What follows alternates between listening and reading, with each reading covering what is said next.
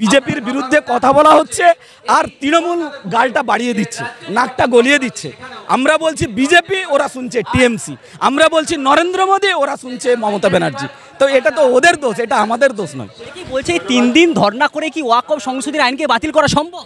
দেখুন, আমরা এটা প্রথম থেকেই বলছি যে আমাদের ওয়াকফের বিরুদ্ধে যে আন্দোলন, সেই আন্দোলন শুধু 3 দিনের ধর্ণা মঞ্চ নয়, এটা একটা বৃহত্তর আন্দোলন।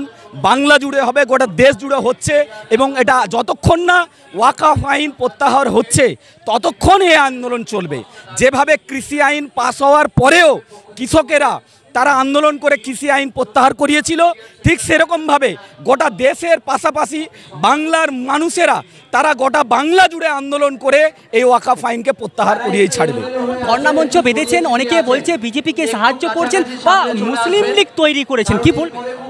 দেখুন, এই ধর্ণা মঞ্চ থেকে যে বক্তব্যগুলো হয়েছে এবং আমাদের এই দাবি, এবং পশ্চিমবঙ্গের একটা ইতিহাস তৈরি হয়েছে যে প্রায় 32টি রাজনৈতিক অরাজনৈতিক ধর্মীয় সংগঠন একত্রিত হয়ে আওয়াজ তুলেছে। এই আওয়াজটা আজ শাসক দলের নবান্নের চেয়ারে টলমল ঘটাচ্ছে, আঘাত নিয়ে এসেছে, যার জন্য তারা ভুলভাল বিভিন্ন কথা বলছেন। আমরা আমাদের বক্তব্যে স্পষ্টভাবে, আমাদের দাবিতে স্পষ্টভাবেই আমরা বিজেপির বিরুদ্ধে যে আইনগুলো হয়েছে তার বিরুদ্ধেই আওয়াজ তুলেছি।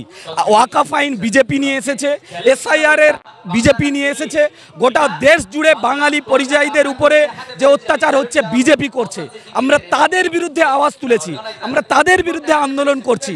সেটাকে বিভিন্নভাবে এই আন্দোলনকে আটকে দেওয়ার জন্য, কলঙ্কিত করার জন্য এই ধরনের কথা বলা হচ্ছে। প্রকৃত অর্থে আমরা যদি দেখি যে বাংলাতে বিজেপি সহায়ক শক্তি হচ্ছে তৃণমূল, কারণ তৃণমূলের ক্ষেত্রে যদি তৃণমূল প্রকৃত অর্থে বিজেপি বিরোধী হতো তাহলে বাংলায় যে দেশের যে লোকসভা নির্বাচন হলো সেই নির্বাচনে গোটা দেশে ইন্ডিয়া জোট হলো, কিন্তু পশ্চিমবঙ্গে বাস্তবায়ন হয়নি।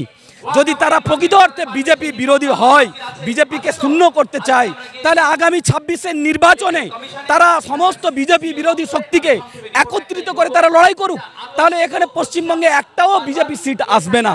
আপনারা শুনলে অবাক হবেন যে নন্দীগ্রাম নির্বাচন হয় 2021-এর নির্বাচনের যে রেজাল্ট, সেই রেজাল্ট বেরোনোর মুহূর্তে আমরা বাংলার মানুষ সবাই দেখছে যে মমতা ব্যানার্জি জিতে গিয়েছে, পুরো বিজয় মিছিল শুরু হয়ে গিয়েছে। কোনো অজানা কারণে আমরা দেখলাম যে 1 ঘন্টা লাইট হওয়ার পরেই শুভেন্দু সেখানে ঘোষণা হয়ে গেল শুভেন্দু জিতে গিয়েছে।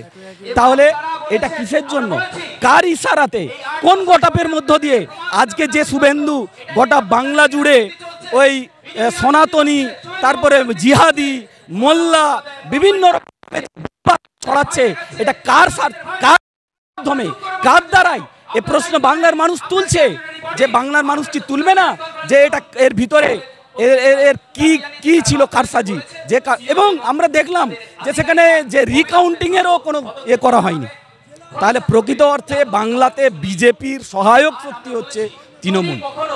4টে দাবি নিয়ে ধর্ণা দিচ্ছেন, তার মধ্যে 3টেই কেন্দ্রের বিরুদ্ধে, একটা তৃণমূল মানে শাসক দলের বিরুদ্ধে যাচ্ছে। কিন্তু অভিযোগ আসছে আপনাদের ধর্ণা মঞ্চ থেকে সবচেয়ে বেশি তৃণমূলকে আক্রমণ করা হচ্ছে, এটা কেন? দেখুন, আপনারা যদি দেখেন, প্রকৃত অর্থে সার্ভে